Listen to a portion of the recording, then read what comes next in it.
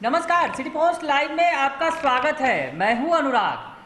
पीके प्रशांत किशोर जो सबसे बड़े रणनीतिकार के तौर पर सामने आ रहे हैं, नीतीश कुमार के भी सलाहकार रहे हैं, बल्कि नीतीश कुमार की पार्टी के उपाध्यक्ष भी रह चुके हैं, पार्टी में नंबर 2 भी रह चुके हैं। तो अब प्रशांत किशोर बड़ा धमाका करने जा रहे हैं। लगता तो यही है, क्योंकि इन्होंने प्रशांत किशोर ने 10 दिनों के अंदर दूसरी बार मुलाकात की है शरद पवार से। जी हाँ, शरद पवार आप समझ गए होंगे, एनसीपी के नेता, नेशनलिस्ट कांग्रेस पार्टी के जो नेता हैं शरद पवार, उनके साथ पीके की फिर मुलाकात हुई है। आपको बड़ी खबर बता रहे हैं। और अब शरद पवार के साथ मिलकर प्रशांत किशोर क्या खिचड़ी पका रहे हैं आपको ये भी बताएंगे।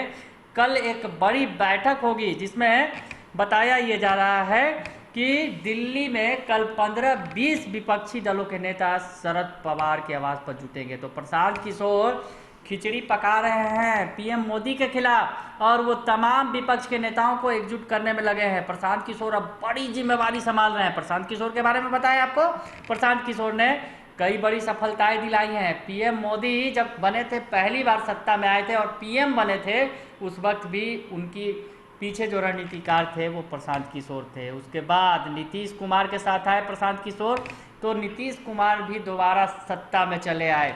तमाम उनके साथ जो कई सारे रिकॉर्ड हैं, और सबसे बड़ी अभी रिसेंट रिकॉर्ड का है प्रशांत किशोर का, वो ममता दीदी के रणनीतिकार थे और ममता दीदी फिर से सत्ता में काबिज हो गई। और भी कई सारे रिकॉर्ड हैं पंजाब में और उसके अलावा आंध्र प्रदेश, तमाम जगहों पर प्रशांत किशोर ने अपना जलवा दिखाया है। जहां जहां उन्होंने रणनीति बनाई, वो रणनीति कहीं ना कहीं काम करती दिखी थी। ममता दीदी हो, नीतीश कुमार हो, पीएम मोदी को भी उन्होंने उस पहले दौर में जब बीजेपी के अंदर थे वो और बीजेपी के लिए रणनीति बनाते थे, तो उस वक्त केंद्र में सत्ता आ गई थी। तो ये तमाम सफलताएं पीके के साथ हैं। तो अब पीके पीएम मोदी के खिलाफ खड़े हैं और विपक्षी दलों को एकजुट करने में लगे हुए हैं। ये रणनीति खिचड़ी पक रही है। शरद पवार सबसे सीनियर मोस्ट लीडर में से गिने जाते हैं, एनसीपी की पार्टी के राष्ट्रीय अध्यक्ष भी हैं वो। तो शरद पवार के साथ उनकी खिचड़ी पक रही है और विपक्षी दलों को एकजुट करने में लगातार पीके रणनीति बनाने का ये काम कर रहे हैं। तो आपको हम पूरी खबर बताते हैं। प्रशांत किशोर जो है मोदी सरकार के खिलाफ विपक्षी दलों को एकजुट करने में जुटे हुए हैं। 10 दिन के अंदर पीके ने एनसीपी चीफ शरद पवार से मुलाकात की है। कल दिल्ली में शरद पवार के आवास पर 15-20 विपक्षी दलों के नेता जुटेंगे और बड़ी बैठक होगी। माना जा रहा है कि मोदी सरकार के खिलाफ तीसरा मोर्चा खड़ा करने की कवायद को अब तेज कर दिया है पीके ने। प्रशांत किशोर ने, जो बिहार के हैं, बक्सर के हैं प्रशांत किशोर, और एक समय बिहार की सियासत में बड़ी भूमिका में थे। हालांकि बाद में खटपट होने के बाद नीतीश कुमार से वो अलग हो गए। लेकिन प्रशांत किशोर अभी बंगाल के बाद अब अगला धमाका करने जा रहे हैं। 2024 के लोकसभा चुनाव के पहले वो लगातार विपक्षी दलों को एकजुट करने में लगे हुए हैं। हम आपको बताएं कि ये 10 दिनों के भीतर पवार और पीके की दूसरी मुलाकात है। इससे पहले प्रशांत किशोर ने 11 जून को एनसीपी चीफ शरद पवार से मुलाकात की थी और शरद पवार के ऑफिस ने इसे शिष्टाचार भेंट बताया था।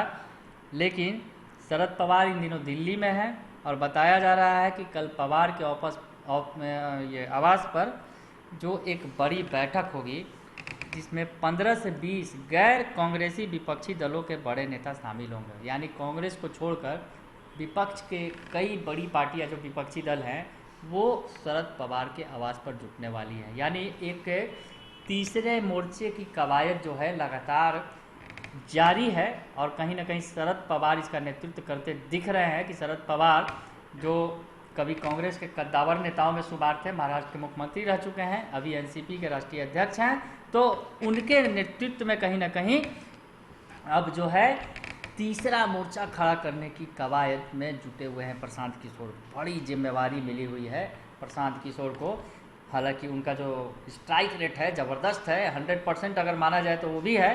तो अब ये जो पीएम मोदी के खिलाफ वो मोर्चाबंदी में जुटे हैं, वो बड़ी खबर है।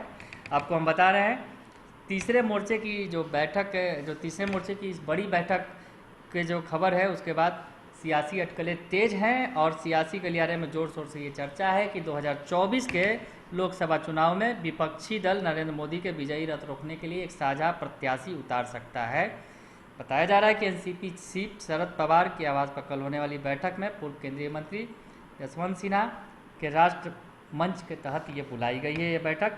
आपको बताएं कि जिस तरह से पश्चिम बंगाल चुनाव के दौरान पूर्व केंद्रीय मंत्री यशवंत सिन्हा ने ममता की पार्टी का दामन थाम लिया था, जिस पार्टी के लिए प्रशांत किशोर ने विधानसभा चुनाव में राजनीतिक रणनीतिकार के रूप में काम किया था, और ममता दीदी की कितनी बड़ी जीत हुई आपने ये देखा बंगाल के अंदर। पीएम मोदी सीधे सीधे खड़े थे ममता दीदी के खिलाफ, लेकिन उनकी सत्ता को डिगा नहीं सके।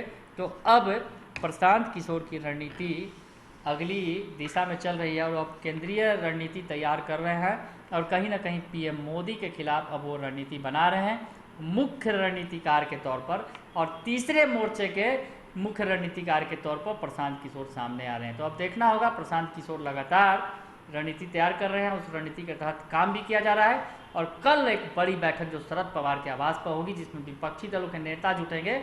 अब देखना ये लाजमी होगा कि कौन कौन से नेता इसमें शामिल होते हैं, कौन कौन से दल के नेता हैं, और अब क्या गुल खिलता है आगे। हालांकि वक्त अभी लंबा है, पर रणनीति अभी से तैयार की जा रही है। बने रहिए सिटी पोस्ट लाइव के साथ, तमाम खबरों से हम आपको अपडेट कराते रहेंगे। फिलहाल के लिए इतना ही, धन्यवाद।